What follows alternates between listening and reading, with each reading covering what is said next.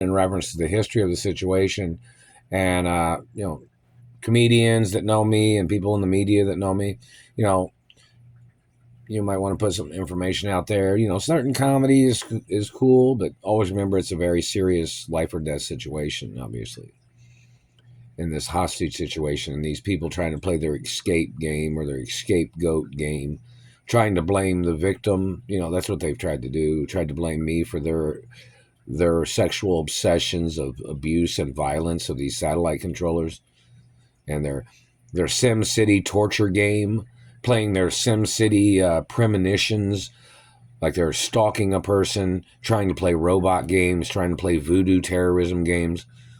The fact that they're looking, they're always trying to play some type of trick. These dirty government people. They just hit me in the teeth, even with the Band-Aid on. They just hit me just now. Alexa, what time is it? It's 7:33 p.m. Alexa, what's the date? It's Thursday, November 28th. They just hit me right there.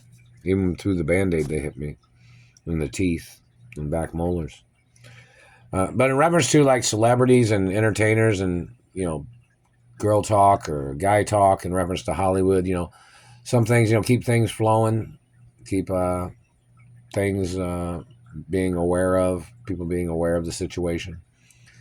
Certain stand-up comedy or certain things, people know me from history. They know some things about athletics, or they know some things about ballet, or some people know things about friends or girls in Hollywood that knew me, that grew up with me in Hollywood. At my, they'd come over to my mother and father's mansions, or we'd go hang out, or when I was younger, we'd go riding bicycles or playing in the clubhouse. Like some of the girls and kids at the studio when I was a kid, we'd go running around, riding bikes and run around to the different studio lots and, like little gitsy little kids, when we were kids.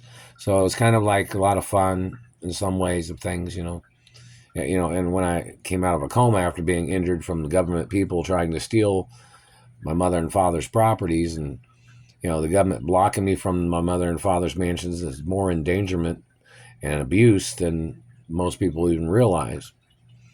But it's kind of like, this is one of those things where these people blocking me from my property makes it easier for them to try to call me a nobody, when I'm the only child of my mother and father, and I'm the only one who has legal right living at those properties, those mansions. These government people are still holding me hostage.